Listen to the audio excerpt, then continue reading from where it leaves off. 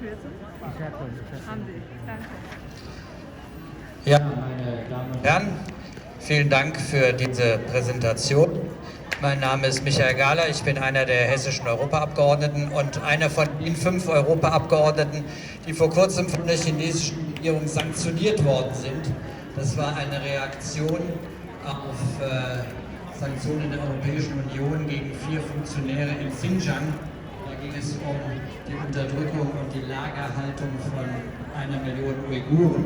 Und da hat die Europäische Union reagiert und China hat auch reagiert. Und dann einige der Europaabgeordneten, die sich zu den Menschenrechten in China äußern, sanktioniert. Sie sehen an diesem Thema, dass es nicht nur die Falun Dafa Praktizierenden sind, sondern auch die Uiguren, die Tibeter, die Hongkonger, die Christen in der Untergrundkirche, viele andere, die von der offiziellen Linie abweichen und deswegen verfolgt werden. Bei Falun Dafa ist es seit Juli 1999 der Fall. Da hat die Partei offensichtlich gedacht, da praktizieren das zu viele, die denken an was anderes als an die kommunistische Ideologie oder das, was die Regierung will. Und seither geht man gegen diese Falun Dafa Praktizierenden vor. Das haben wir nicht nur im Europäischen Parlament, auch in anderen Parlamenten verurteilt. Wir kritisieren die Menschenrechtsverletzung, egal aus welchem Grund. Menschenrechte sind unteilbar, Menschenrechte sind universell und keine Regierung und keine Partei kann ihre eigenen Bürger als ihr Eigentum betrachten. Und aufgrund dieser Erkenntnis und aufgrund dieser Tatsache unterstützen wir alle Menschen in der Welt, aber auch dann speziell zum Beispiel in China, die ihre Menschenrechte und auch das Recht auf Glaubens- und Gewissensfreiheit ausüben wollen. Und deswegen bin ich heute hier, um mit darauf aufmerksam zu machen, dass es hier eine starke Gruppierung in China gibt, die verfolgt wird, weil sie von ihrem Recht auf Glaubens- und Gewissensfreiheit und auf ein Recht, so zu leben, wie sie wollen, deswegen verfolgt werden. Und ich würde mich freuen, wenn alle diejenigen, die das hier auch zur Kenntnis nehmen, das auch im Gedächtnis behalten. Und wenn sie erleben, dass wie China sich in der Welt inzwischen ziemlich ungeniert und auch aggressiv ausbreitet und seine Ideologie, aber auch seine Wirtschaftsmacht nutzt, da sollten wir Europäer den Menschen beistehen, die auch in China verfolgt werden. Wir können beides tun. Wir können Handel treiben, aber wir können auch unsere Meinung sagen. Dafür sind wir freie Menschen, freie Bürger. Und dazu rufe ich auf, dass wir beides tun. Handel treiben, den Dialog führen, aber auch sagen, was nicht geht. Und es geht nicht, dass man Menschen aufgrund ihres Glaubens oder ihres Gewissens oder ihres friedlichen Verhaltens in Lager steckt, verfolgt oder sogar umbringt. Und deswegen ist es richtig und wichtig, dass hier an den Weltfalun Dafa Tag erinnert wird. Und es ist richtig und wichtig, dass sich die Menschen im freien Teil der Welt, die sich für Menschenrechte einsetzen können, ohne Angst haben zu müssen, dass die das auch aussprechen. Dafür bin ich heute hier. Ich danke allen, die auch hier den Weg hierher gefunden haben und wünsche Ihnen, die Sie Falun Dafa praktizieren, alles Gute und hoffentlich wird die Unterdrückung eher früher als später auch in China beendet. Alles Gute. So, vielen Dank, Herr Gahler, für diese ermutigenden Worte.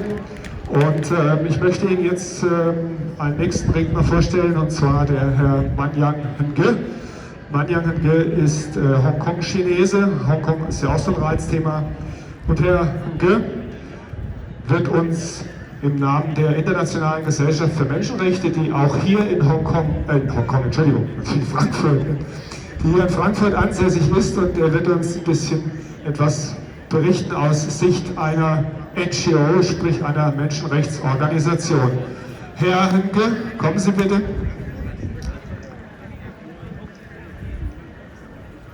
Ja, hallo.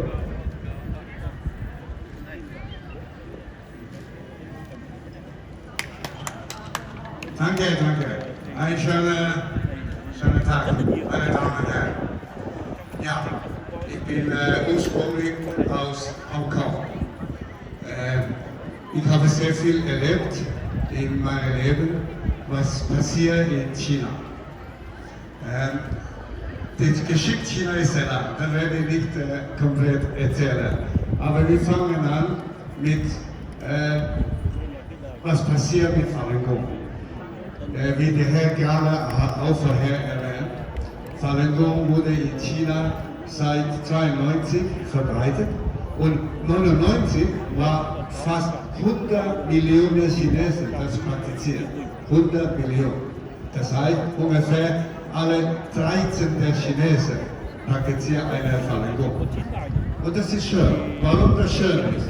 Weil Falun Gong ist für die universale Werte wie Wahrhaftigkeit, Barmherzigkeit und Nachsicht.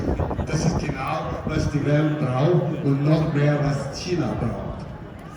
Leider, aus die sich entwickelt zu 100 Millionen Chinesen, das war dann zu viel für die Kommunistische Partei Chinas. Da hat man eine brutale, grausame Verfolgung gestartet. Überall, in ganz Deutschland.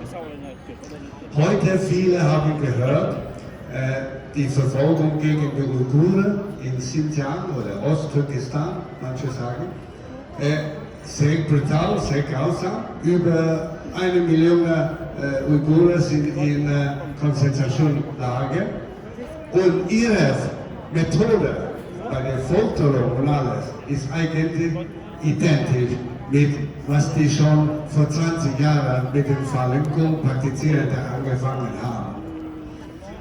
Also nicht nur Folterung, sondern das Schlimmste von alles.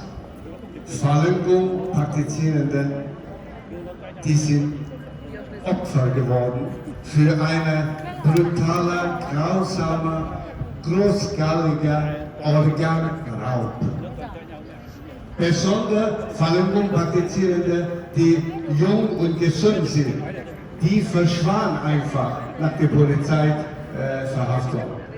Und verschiedene unabhängige Untersuchungskomitees haben das ausgefunden. Die verschwanden, weil die wurden als Opfer für Organtransplantation.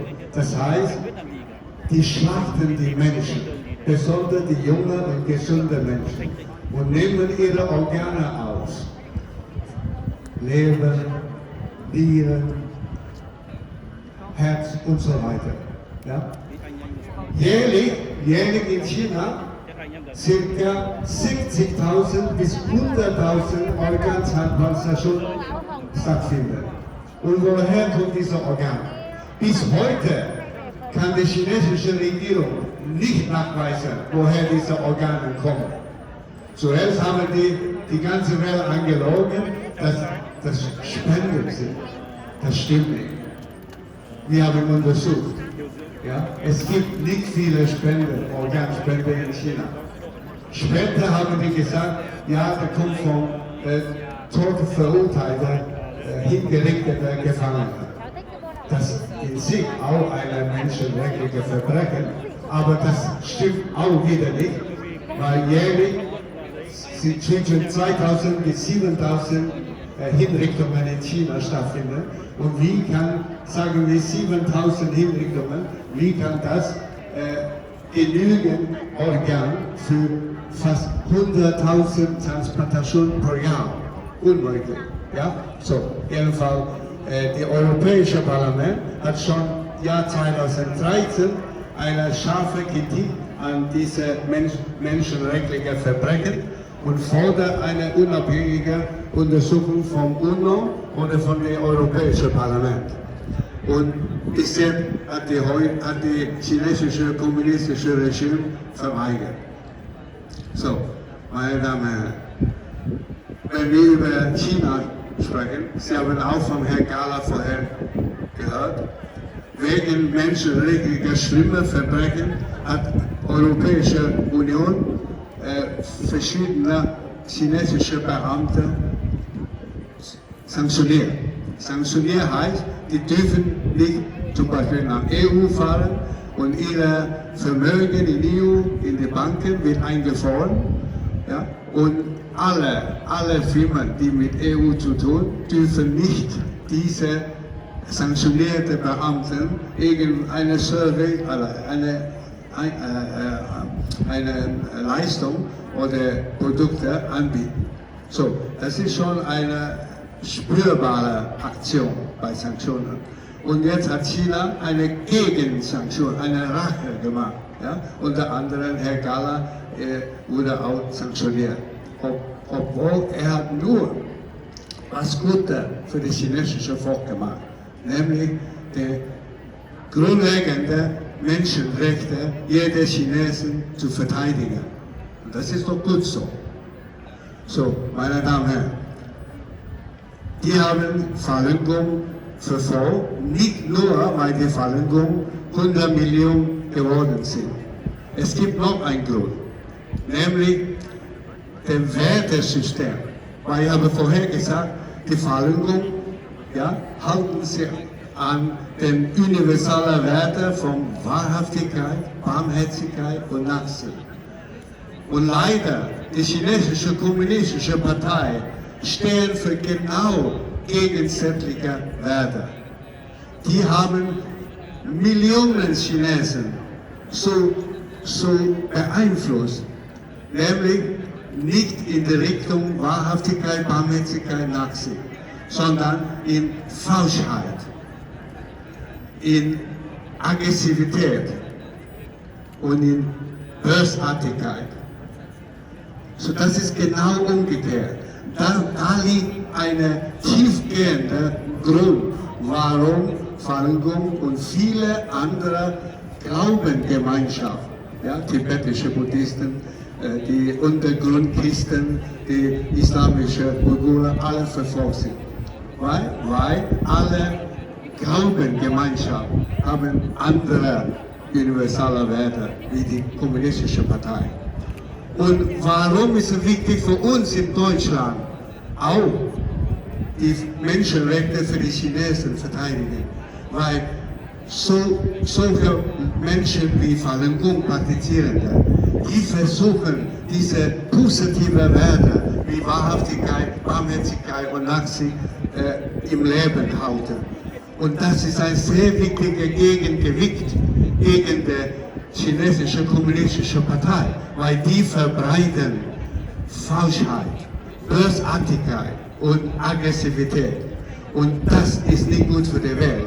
Und wir in Deutschland, in Europa erleben auch immer mehr und mehr Aggressionen von Volksrepublik China. Wir haben nicht gegen, wenigstens gegen das chinesische Volk ein gutes Leben haben, dass China reich geworden. Ja? Ein Land wie China mit 1,4 Milliarden Menschen, wenn die ein gutes Leben haben, ist doch schön. Aber wenn die Partei diese moralischen Werte in China so verdorben haben, das ist gefährlich. Überleg mal, wenn viele Chinesen von der Partei beeinflusst und die sind auch immer mehr falsch, immer mehr böse, immer mehr aggressiv, anstatt Falun Gong werden, wahrhaftig, barmherzig und Nachsicht, das ist gefährlich. Nicht nur gefährlich für die Falun Gong Praktizierenden, es ist gefährlich für die Welt, weil China ist inzwischen eine Weltmacht. Es wäre schön, wenn China eine Weltmacht mit Menschen, die barmherzig, wahrhaftig und nachsichtig sind. Aber leider, wenn viele, besonders die Partei, eine bösartige, eine die Falschheit und Lüge betreiben und Aggression betreiben, das ist gefährlich für alle Menschen in dieser Welt. So, ein Unterstützen, eine Sympathie für Falun Gong ist eine Unterstützung für eine bessere Welt, eine friedliche Welt. Dankeschön. Bravo.